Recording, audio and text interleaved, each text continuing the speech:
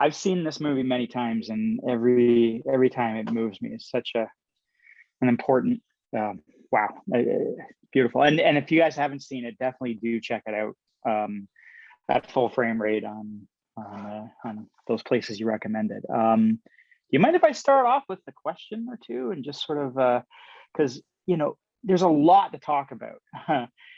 You are now a grown-up. You are no longer a child. It was 30 years ago that you gave that very important speech. What was your reaction to seeing these words visualized through all these different animation styles the first time you got to see the final product? Thanks, Kris. Thanks, Simone and Gabriella and everyone here.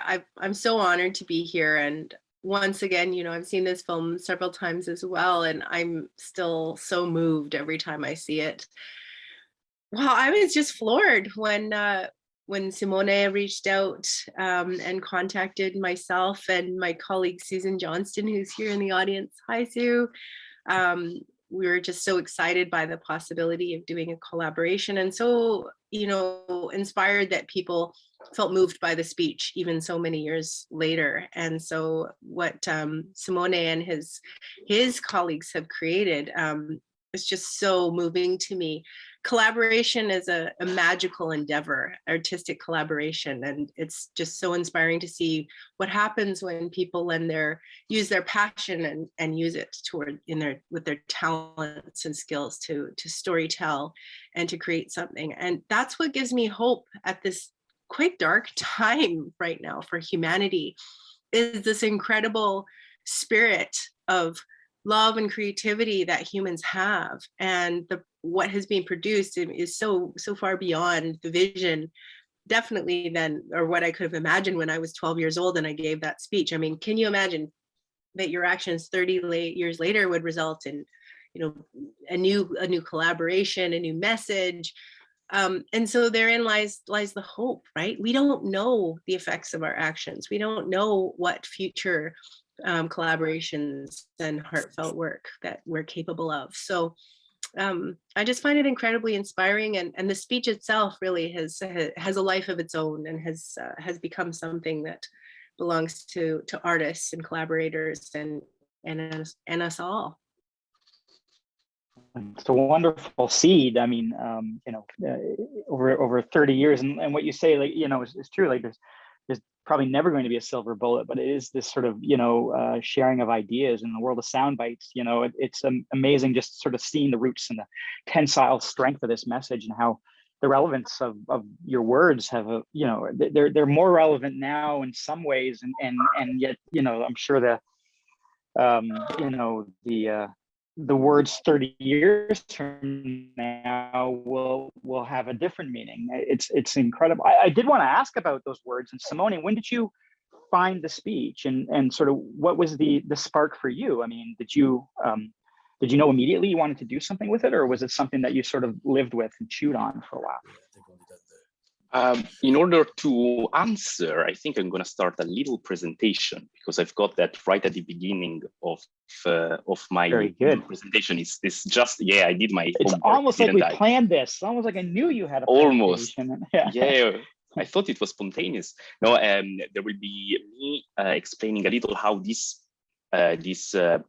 project came to life, and also our producer Gabriella will explain a bit about the scheduling, the pipeline, and the budgeting of the film. So let's start. Let me share this little screen of mine here. You can see it. Yeah. So why Only a Child? Why did we make this film? We could have made many other films, right? Because making animation is so easy. It takes only a few days. And why did we decide to stick to that? I bumped into this speech again on YouTube. It was around 3-4 years ago, a few months before Greta Thunberg and the Fridays for Future movement became really a thing, became world famous around the world. Please mute yourself there, Eddie. Sorry. No problem.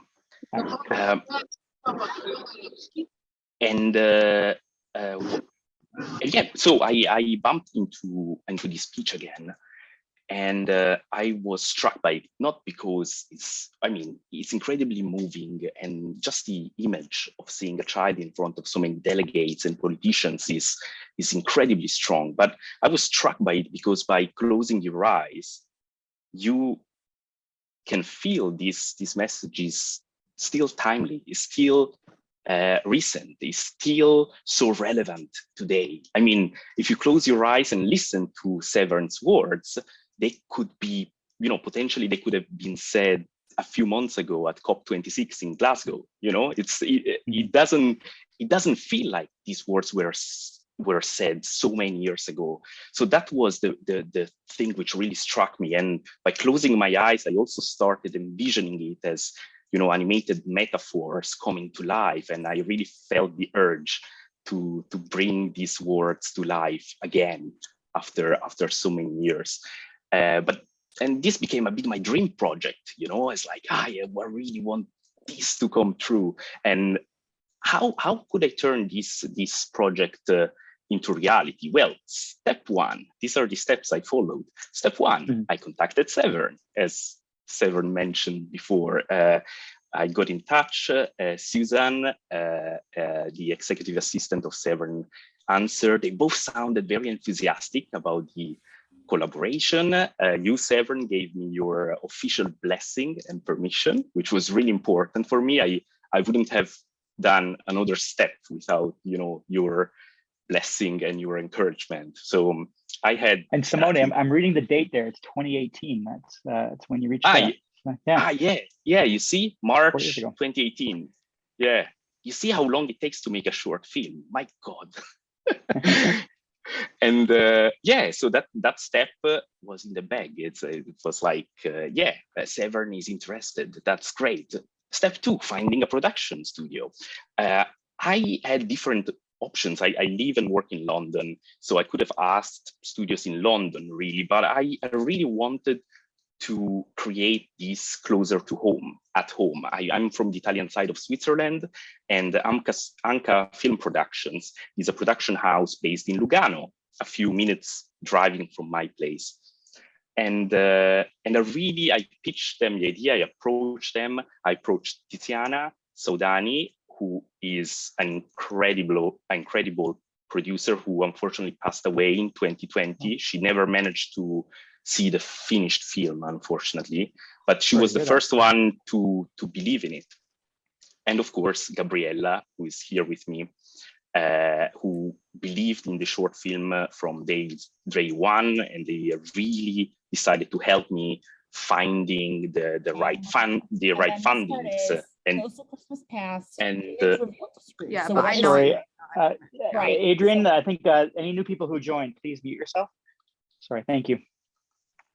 So now I had a Severn and the production studio. What was missing? Well, of course, the incredible bunch of artists who could actually bring this to life. So the idea was really to be as eclectic as possible.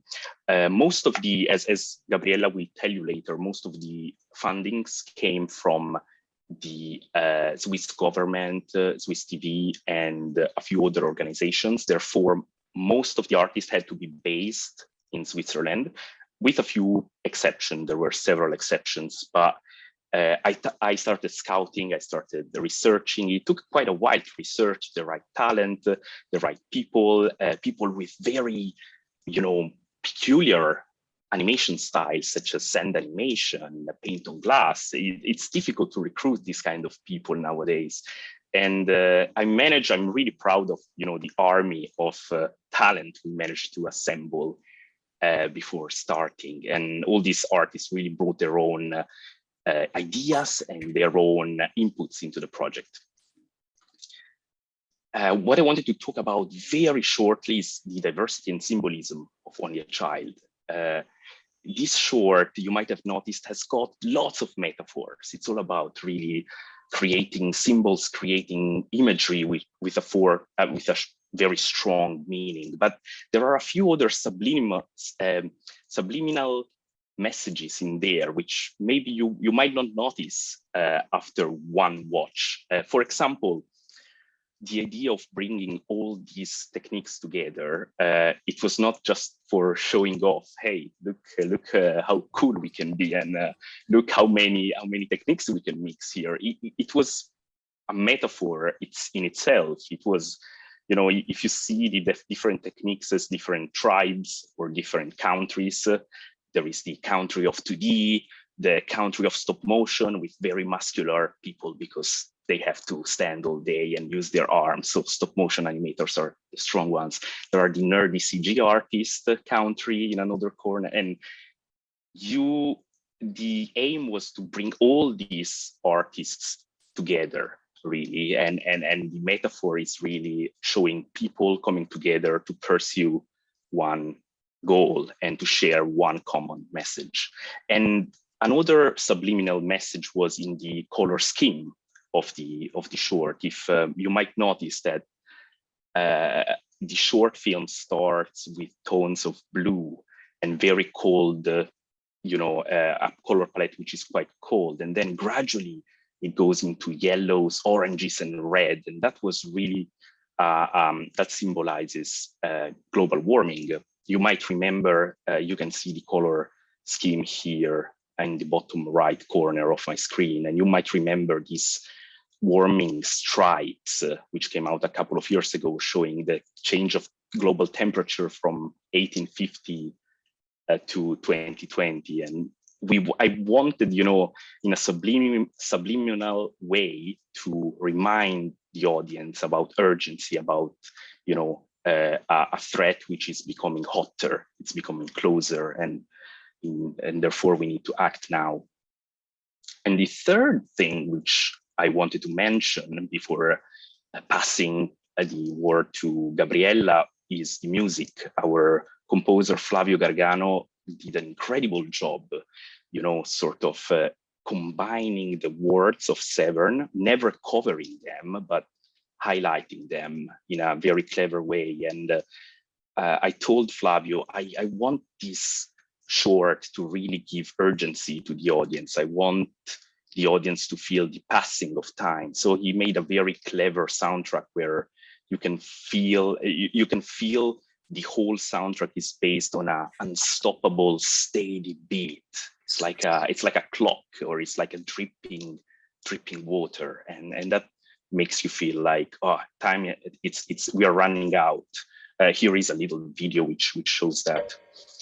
You can feel like it starts with this clock, really, and then it gets into the soundtrack.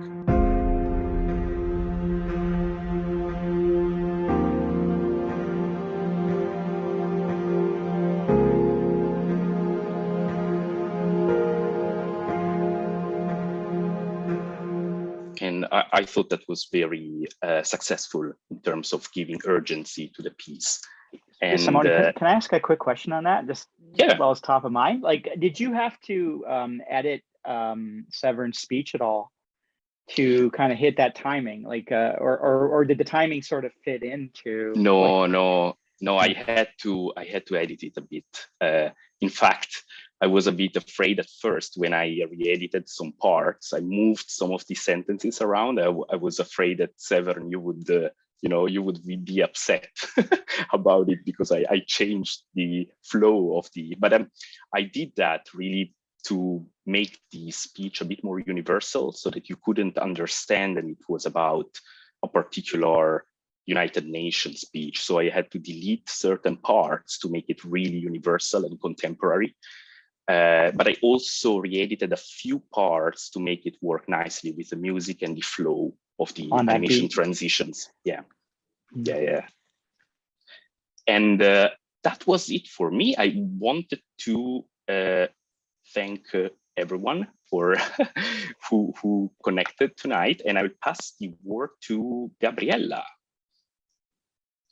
Hello, everyone.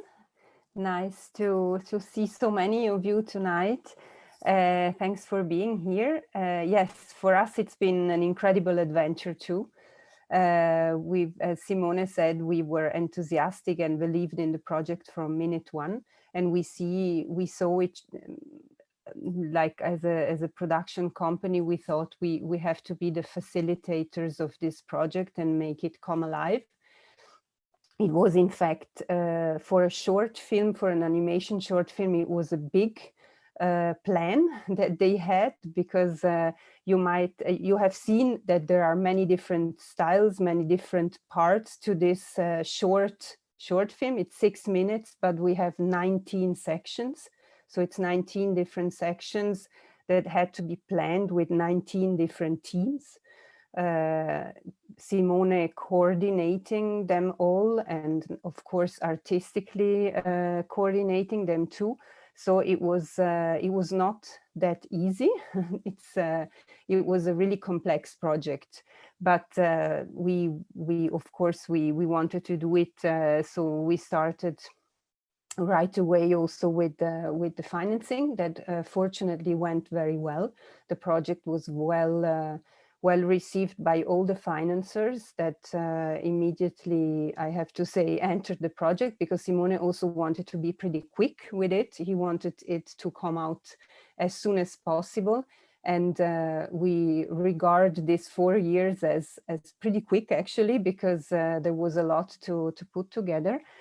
So it was good that we were lucky also with financing. Well, it was a wonderful project. So it just spoke for itself. So every section actually had its own little budget, and it was its own little short film in itself. So it was like having almost 20 little short films in this one short animation short. And as you've seen in the previous slide, that was just to give you an idea of the planning.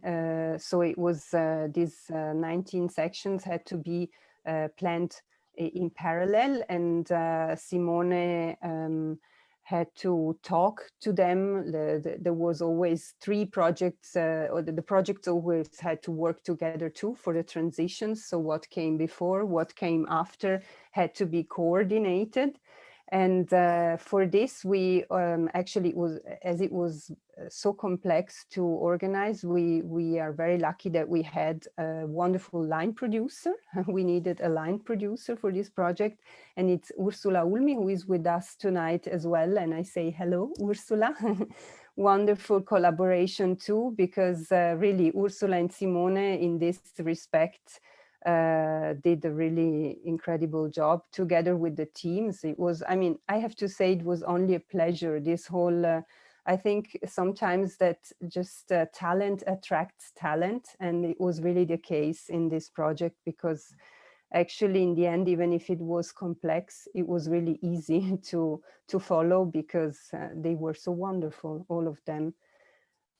So yeah, that's a little bit 2 words on the production side. And if you want to know more, of course, I'm here, and you can ask all the questions you have. And I just take the chance to thank the wonderful team that is behind this short, because it was a real pleasure to work with all of you, and also with you, Severn. It was an honor to meet you and to collaborate with you. Wonderful. Thank you all for sharing that. That's great. Thank you. Can you, so I was kind of monitoring the chat here, Simone. People are having a bit of a hard time finding the link that works. Do you have one that you can maybe post in there? Or maybe someone from Siggraph can put one in there that we can make sure everybody can see the amazing work. Yeah, I'm sure someone from Siggraph London can help with that. Okay, cool. I wanted to touch on something you mentioned in your behind the scenes, and I wanted to throw it over to Severn. You know, the words were like the speech was in '92, and Severn, correct me if I'm wrong, that was the United Nations Earth Summit, correct? That's right. And you know, you screened the movie at the COP22 in Glasgow, right, Simone? So we almost have like 30 years between the original speech and the screening to a T, right? It was a nice round number. That when I was a kid, I was born in '75. In 30 years, I would have hoped that more would have changed. And so in some ways there's like, it's a little heartbreaking that there's so much like resonance with this speech. And yet, like you said, Severn, there's a lot of hope around it. When you watch the short now, is there anything that sort of has shifted in terms of context for you, of like how your words have, you know, now kind of a different resonance in the world that we live in now after 3 decades has passed? Yeah, well, that's kind of the, you know, the elephant in the room when you see this film. It's like, what the heck? I mean, like, what are we doing here? And the really interesting thing was that Simone reached out in 2018. That was just before the climate school strikers were became really well known. Yep. You know, and so it was right. It was a really interesting timing because to me, it just like, you know, I was just not engaging that much with the speech at the time. But then all of a sudden there was like this wave of the same message really gaining, you know, gaining voices, gaining strength. And it was really, I find that really, really poignant. And I think it's wonderful that we can screen it this year, 2022, because it is the 30-year mark since Rio. And I think the message is that, you know, this, we've known for 30 years what the problem is. And in that last 30 years, we've seen that the prophecy, the predictions, and I say prophecy because Indigenous people have been predicting that this would happen. And the prophecy and the predictions, scientists have also been predicting that this would happen. They're now coming together. And we are seeing, I mean, here I'm talking to you from Coast Salish territories on the west coast of Canada in British Columbia. We had a terrible last year with atmospheric rivers, flooding. We've had terrible fires just before that. We had an entire city or town burned to the ground with Linton, was Linton, BC? Town of Linton. Heat domes, all this weird new weather conditions we've never seen before. So it's really hitting home. And I think the message is that we don't have another 30 years to wait to transform what we know is eroding our future. Oh, Fiona. Sorry. So I think, you know, that's very poignant, and I'm really glad you asked that, because I think that's part of the message is that we don't have another 30 years. We have to pay attention now. I was going to ask you about, you know, the fact that there's a lot of situations around the world, not just in BC. You know, in Australia, we had the big wildfires in 2020, I believe, and you know, certainly, you know, I have a lot of friends in California, and that's sort of become a season down there, and it feels like the message has, you know, shifted in terms of the resonance for people's lives. Like I know when I was a kid and watching Al Gore's movie, it was like, you know, that was scary, and it was this, you know, future that felt like it was somewhere else, and now it doesn't feel like it's somewhere else. Are you noticing that as part of the conversation when you meet people and share your speech and share this movie? Yeah, absolutely. I mean, it's not environmental issues and certainly climate change. They're not just a small segment of society's problem or something people are concerned about. I mean, just seeing how many youth today are concerned about climate change and the youth movement of the last few years. I mean, this is becoming a universal generational crisis, which it is, but people know it. And with, you know, our access to information today, I mean, we didn't have the internet when I was a kid. So my little environmental club, like, we depended on the library and on teachers and parents and what people were talking about. You had a pretty good dad too, though. I mean, like Yes, well, both my parents, Tara Cullis and David Suzuki, were environmentalists themselves. And so I had access to the information. But today, all youth have access to that. I mean, it is just so, we're so close to knowing. We can easily, you know, read the science. And now we can look outside our windows and it's right there. So I do think the awareness, which is being brought on by climate change by and large, is, you know, is what gives me hope that we're going to have this universal understanding. But it's too bad that we had to let it get this bad, and we don't have the time to waste again. I hear that. I wanted to ask you. You were talking a lot about, like, the next generation and generations to follow. Animation certainly is a medium that I'm really passionate about. It's how I feed my own children. And I know, Simone, you're a cartoon junkie too. But animation also has a special resonance, I think, with a very wide audience, not just kids, but there's something about the art of it that I think allows a message to travel.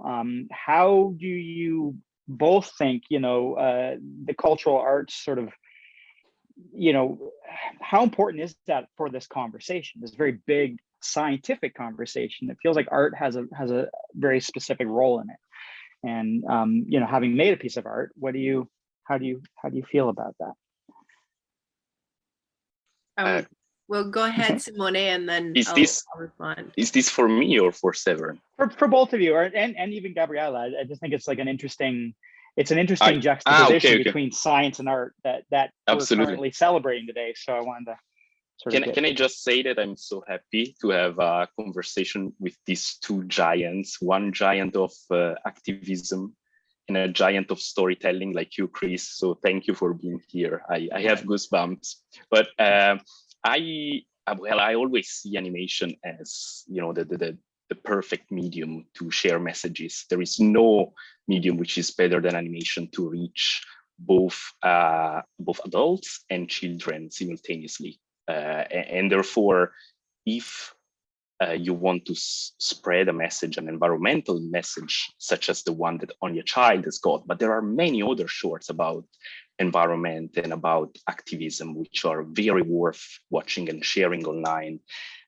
If you want to do that, I think it's the perfect place to start. Animation, live action has got big potential as well when it comes to messages, but animation is unique when it comes to spreading a message. And I think both kids and adults can be touched very easily by these metaphors. That's why for Only a Child, we tried to keep the metaphors very accessible for everyone. Like almost every sequence is a metaphor in itself, or an allegory, an allegorical picture, really. Mm-hmm.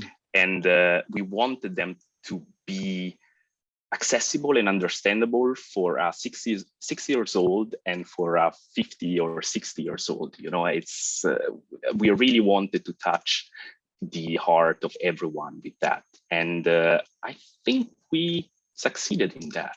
I mean, I heard you definitely succeeded. It's really I heard both adults and kids enjoying the film. Actually, when it was screened at many festivals around the world, and sometimes it's put in the kids selection or in the kids category, and I feel it's wrong. I feel it's more a film for adults, actually, or young adults, because they are the one who deserve the slap, the moral slap in the face for not acting sooner. So I always say, I love that you select our film, you put it into the children's selection, but this is actually for adults more than for kids. Absolutely. I agree. I like the word metaphor, and there's many images in the whole piece. Severn, is there anything that really kind of surprised you in terms of Simone's choices of metaphor? Like any bit of the art that sort of moved you or surprised you? Oh, so many moments during the film. Not to single out single them out too much, but I have to say, there's a very powerful juxtaposition with when I say in the speech, I could be a child born in another part of the world, which is I think a very relevant part of the speech, when inequity is just such a huge, it's grown in the last 30 years, the inequity in consumption of the world's resources is why we're in this climate crisis. But this, it's just so intense to see, these street children, and then the image of the giant in the rain. He picks up this tiny little person and puts it in its huge gaping mouth. I mean, it's just like, that is Sorry, Oh. I've just muted myself. That is not, to me, I'm like, that's not for children. My children would be quite upset, or, you know, it's a very upsetting image, and it's definitely an image for adults, I think, because, you know, it's a message about greed, which is what is eating the planet. And I just wanted to say to your earlier picture or earlier question, you know, about artists, I think that right now I'm just feeling this absolute need for our artists. Our artists show the way in terms of creativity and imagination, and that is what the human race needs right now. You know, we can't imagine the world not functioning on fossil fuels, and therefore it doesn't exist. We just, you know, this is the way it is. And yet, for the vast majority of human history, we functioned very well with a lot of sophistication and culture and beauty and all kinds of amazing innovations without dependency on fossil fuels and without extracting and destroying the planet as we are today. And we forget that because right now we're just entrenched in this one paradigm. And what we need is we really need to harness our collective imagination and possibility. And so to me, you know, that's what artists bring to the conversation, which is often, you know, the conversation about environmental ills is about numbers. It's very bleak. It's about, you know, it gets into policy quite quickly. But what it is it's a lack of imagination that we're suffering from right now. And I've been passionate about animation my whole life, thanks to my aunt, Suzuki, who used to do art with me every weekend when I lived in Toronto.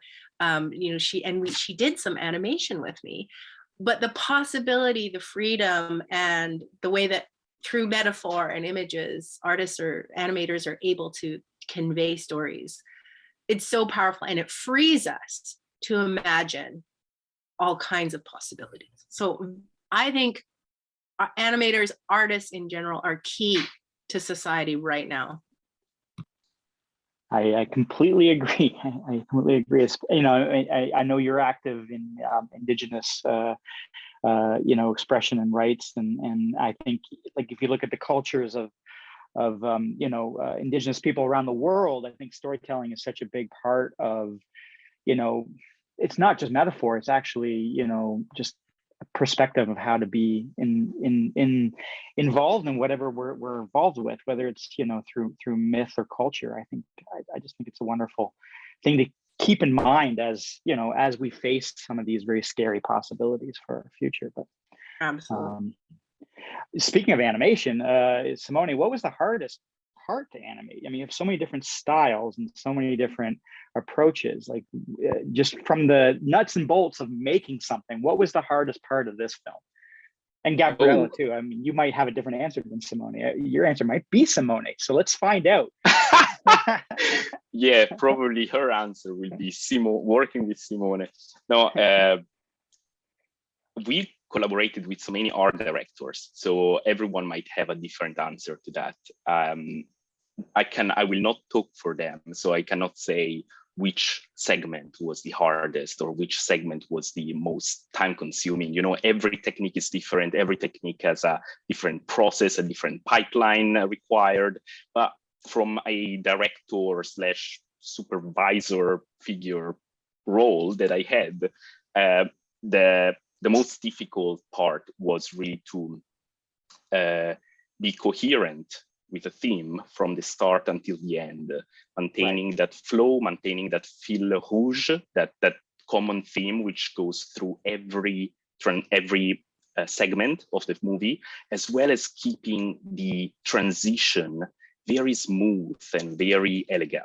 That was my biggest. Did you do that in edit, or was that a process that you had to sort of like get the two sides to talk to each other? And some of them was done in edit already. We planned that from the start.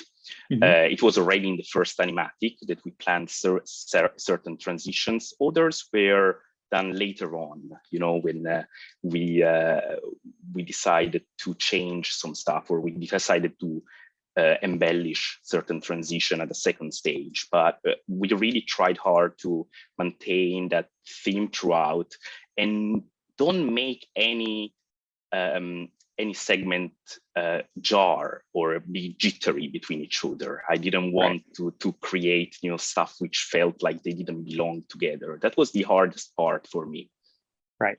Like, okay, Gabriella, I've made animated movies, and I know Simone's being diplomatic here. There's always a sequence that is like the scary one. There's always a scary one, and you're staring at those charts. Was there anyone that was you know, hard? I think it's as surprising and as it may be, but no, I'm sure that Simone and Ursula did have some difficulties somewhere in the production, because they were really keeping everything together, and as Simone makes it sound very, very easy, but I know it was a huge work to also bring together all the teams and talk to them and make them talk together, and still having the overview that the whole flow would work. So I think, but if I had to say what was the most difficult thing of this production, then I would probably say two things that don't have to do with much with the artistic side, actually. But one thing was surely the passing of Tiziana, which happened in this period. Okay, this is clear. But then it was the pandemic, because we basically we fell into the pandemic just right when we were closing the film. And I think the most difficult job I had to do there was to actually, as you also told me when we met, Severn, to keep up hope, because it was really difficult for the artist and for Simone especially to keep believing that there would be that the message would be heard, because we were kind of overrun by this tsunami of the pandemic, and all of a sudden there were all other priorities, and we really we were afraid that the message couldn't be spread as we wanted to spread it. And so I guess my job in that time was to keep up the hope. Yeah. Where were you in production in March of 2020 when the pandemic? We were actually at the end of the post-production. On post. We were editing, at that point. Okay. And then the festivals started to shut, started to be cancelled. Oh, and heartbreaking. I got so depressed. I was double depressed. First because of COVID, second because we had this little gem, this little animated gem, which couldn't be seen suddenly because, you know, cinemas were shut, festivals were not happening. It's like, And yeah, Gabriella kept me sane and gave everyone hope. She carried you on the back and got you to the other side. Of course, but and so it was all the more surprising and beautiful to see afterwards the flow that it had. It just went its own way when it started, and it was unstoppable. Can I ask the optimist in me wants to know, did you find you actually maybe got to access a wider audience because of the way the festivals went online? And I think, you know, sometimes it's hard for people to go to ARTISTSI. Sometimes it's hard to go to, the View. I mean, so did you find you were connecting with people maybe in places you wouldn't have connected to them if it was just in screenings? Definitely. Yeah. Also because Simone had a lot of opportunities to have talks online also because there were festivals taking place online. So I guess that was more people can access the online screenings, but we really miss the atmosphere to be in the same room and in the same cinema, and Have you had that experience? Because I know 2021 things got a little better and some theaters were opening and stuff. Have you had that opportunity to sit in a room with people who haven't seen the movie and experience it together? Yeah, finally. The first time I watched Only a Child in a cinema was in Kiev, in Ukraine. And the film, maybe Severn, you don't know that, but the film was actually dubbed in Ukrainian. So the first time I watched it, there was not your voice, there was someone else's, another Ukrainian voice speaking. Was it a child or? No, an old lady.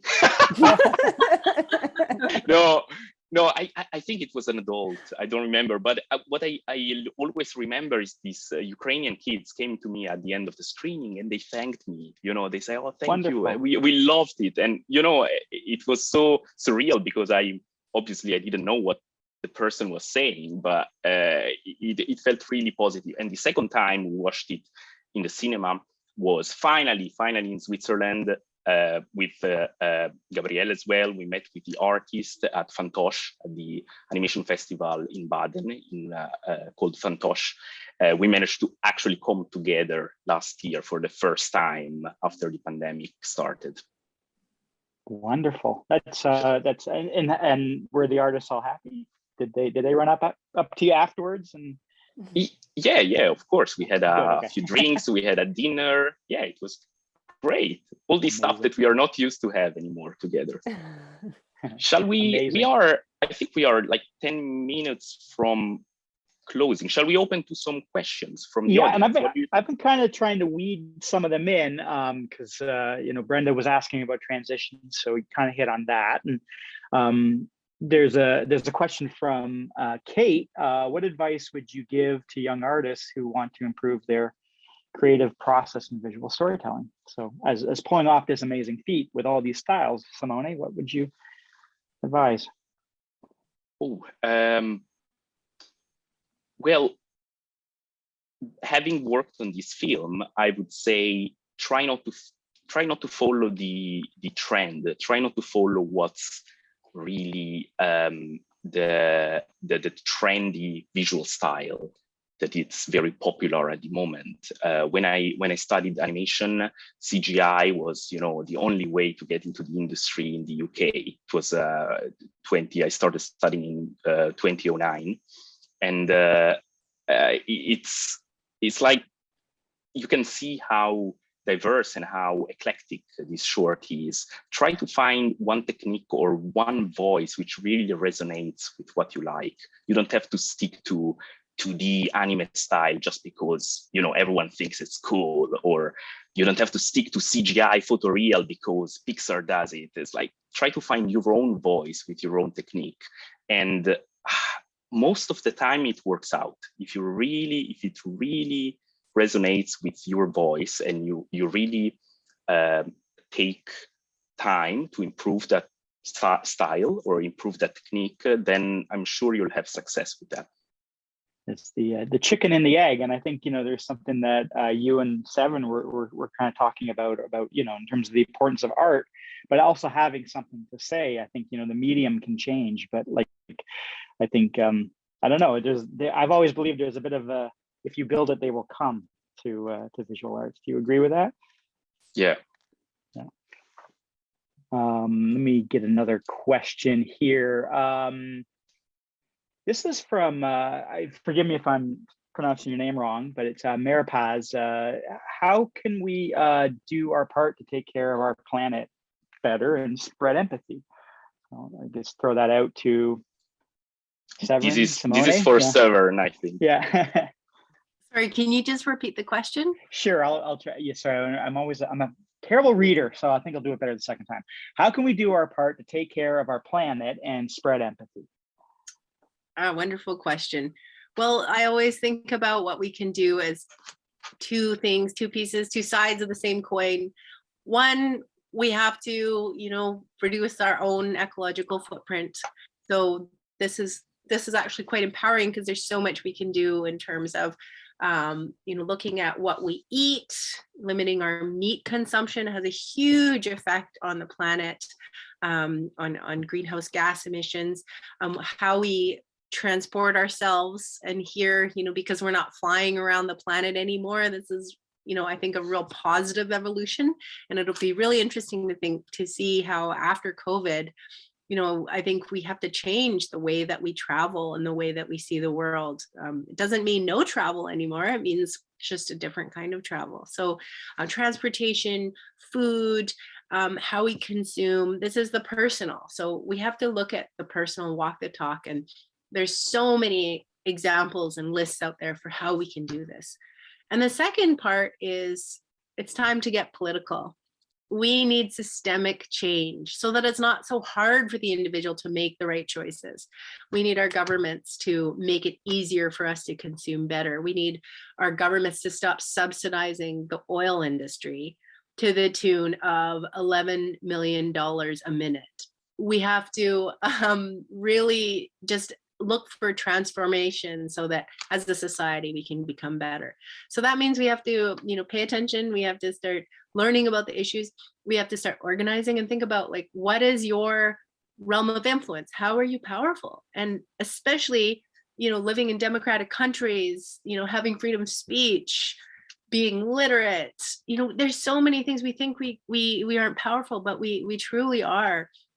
And we have a vast reach when you think about, especially as communicators, as artists, you can help spread the message about environment. We really need to boost everyone's literacy about climate change and what they can do and what governments need to do. So communicators are essential for that. So I think of it in those two ways. We of course have to do our own work at home, and also we have to get political and look for systemic change. And there's so many ways that we can all do this within our own spheres of influence. Amazing. And what one part of that question was about empathy. Do you think collective action is one way to, I think, find a home for that empathy, that kind of understanding, being around other people and having these conversations? Is it? Absolutely. I think we're actually in an amazing position right now because of COVID. We've really realized that, first of all, we are all interconnected. What happens in China or England or the United States, if you think about the trajectory of the virus, we are so connected, and we just realized that through the pandemic. What we do, our actions matter, whether we get a vaccine, whether we wash our hands, whether we wear masks, whether we, do these things, that has direct consequences. And we've also relearned that we need radical empathy if we're going to make it through. So these lessons are very profound, and they're absolutely true of navigating the climate crisis that we're in. And we certainly need to really tap into our deep empathy if we're thinking about future generations, our own children, and people on the other side of the planet who are affected worse than we are. So, really drawing on empathy and lifting up empathy in our world, that's absolutely key. Nice. And to piggyback on that, for you, Simone, Jim asked, is there any plans for another film to keep this message going? So, and I think you're always doing things in the environmental movement, so it's a softball. Well, do you have any plans? Well, Severn, are you up for writing another speech? Are you serious? I'm always up for writing another speech. Good. No, absolutely. Yeah, there is. I hope. I work mostly in commercials and TV series, and last year I managed to direct a environmental TV series called Obki for Sky Kids and Sky Zero. So it's good to see how also more mainstream platforms such as Netflix, Sky, Amazon, they are creating content which is more environmental and helps spreading that. Do you think there's an uptick voice in that green content, Simone? Sorry, I didn't mean to cut you off. Do you think? Are you seeing more of that showing up in terms of like what's happening in production where you are? I'm seeing it here. So absolutely. I mean, just have a look at how popular Don't Look Up became on Netflix. It's like one of the most watched film, and whether you like it or dislike it in terms of cinematography and directing, that's another matter. But the theme is there, and it's blunt, and it's quite and it's important for people to watch it. So to answer the question, if there is a chance to do something else which tackles climate change, or another thing I would love to do is the loss of cultural heritage or some legacies. I know at Severn, you have been studying also indigenous languages which have been lost, or they are disappearing because people don't speak them so much anymore. I would love to take, you know, a mythology from one of these indigenous countries or cultures and adapt it into a film so that it doesn't get lost so easily, you know. And that I'm really tempted about that. Yeah. And actually, Maria Elena Gutierrez, who we both know and love, she said it's a very emotional and compelling film, and she wanted to know what you were doing next, which Simone, you've kind of touched on. But Severn, how about yourself? You know, in terms of, you know, it's a big subject. Like, so where are you in the world, and sort of what's coming up for you? Thank you, Kris. Well, I have just taken on the position of executive director at the David Suzuki Foundation. So this is a foundation started by my mother, Tara Cullis, and my father, David Suzuki. They started it over 30 years ago. And I watched them, you know, wrestle with the environmental struggles of our times. And you know, I lived on Haida Gwaii for 14 years and was really engaged in the community and in indigenous language revitalization there. And the Haida people, you know, who lived there 14,000 years are incredible defenders of their lands and waters. So it was just a privilege. It is a privilege to be part of their community. And for people who don't, like, Haida Gwaii is an island north of Vancouver, right? It's yes, it's quite far north. It's just south of the Alaskan Panhandle, actually. So it's an archipelago. It's quite remote, and our community we lived in was Skidegate of about 1,000 people. So I've now moved to the city of Vancouver, which is actually where I grew up, and I'm now working with you know, an amazing group of humans who are really tackling these issues, really trying to look at what kind of policies our government needs to engage to get us to carbon neutral, looking at how to engage people in general so that they feel empowered and they're working on change in their own communities. And it's an incredible inspiration. And it's also something I really needed. I really needed to be working with others, focused on the problems, trying to figure out how we're going to make it through this bottleneck, because, you know, the Intergovernmental Panel on Climate Change, the scientists of the world on climate change, they're releasing their next report at the end of this month. And, you know, part of that has been leaked. We have to action has to happen within the next like 2 to 3 years if we're going to have a chance to hit our targets, which are going to be able to provide a livable world. I mean, it sounds like hyperbole, but, you know, if we trust the science, and, you know, science has provided the ability to talk through the ether, to have these meetings, to have cell phones, all of the things that we've benefited from. It's based on science and technology. And so now science and technology are telling us that this is what's in store. We've got to act on that. So I'm just kind of all in. I'm focused on this here in Canada, and I'm really trying to think about how we can raise everybody's literacy, like what happened during COVID.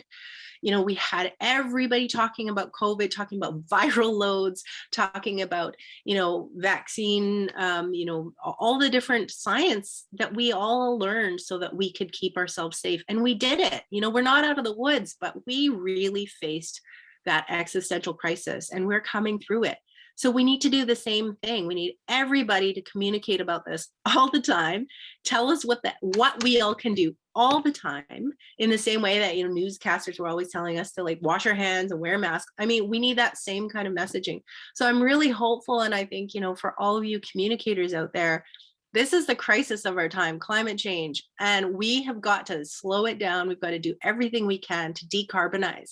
So we need everyone to think about what they're skilled at, what they're passionate about, and use that passion to help us make this huge transition. It is the biggest thing that we can do in our lives. Amen.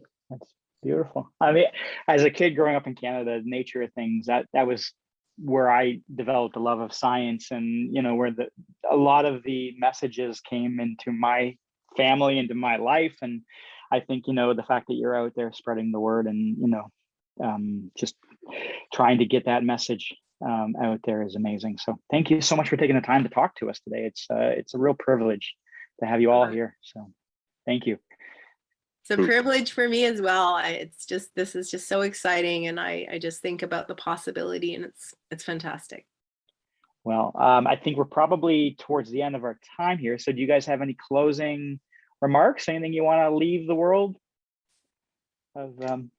Well, I would love to thank Siggraph London and VIEWConference for making this possible, putting this together. Don't forget the VIEWConference is coming up this year. October so 16th to the 21st, people are saying? Is that what they're saying? Yeah, they are saying. Yeah. There's some rumors say. So thank you, Maria Elena. Thank you to the gang at Siggraph London who are always there for helping. Really, really appreciated. Thank you so much, Kris, for finding the time. I know you're a busy dude. Well, also, like, full disclosure, I think you and me are VIEWConference friends. So I mean, it's these collective experiences kind of breed, they're great seeds to put in the ground because they grow wonderful trees of friendship. So thank you. Absolutely. And thank you so much, Gabriella and Severn, for finding the time tonight. I know you are very busy on your project, Gabriella. I know you're producing several things in Switzerland at the moment. So thank you so much. Well, thank you also from my side, if I can say a closing word also to VIEWConference, Siggraph, and to you, Kris, and to you, Severn. You are always an inspiration, and I've used so many of your words in my daily life and in the business I'm pursuing in culture, where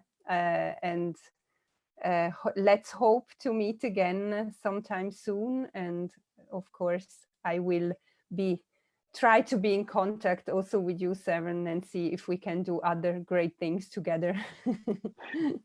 Keep spreading the message. That's good. Yes. Amazing. Thank you all.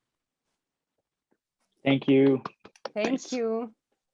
And Bye, thank you, everyone, everybody, for attending too. And if we didn't get to your questions, I apologize, but Thank you for being so many. And were we able to find the link too? Did that get out? I just want to make sure before we all hang up that people know where to find the film. Yes, no? It's been posted in the chat a few times. I will post it one more time just in case people want to watch it. It's here in the chat. You have 10 seconds to click on it. Have a lovely day and a lovely share it with everyone. your friends and your family. Get the message out. Yes. Congratulations and thank you guys. Bye. Thank you. Bye. Congratulations. Thank you. Bye. Bye. Bye.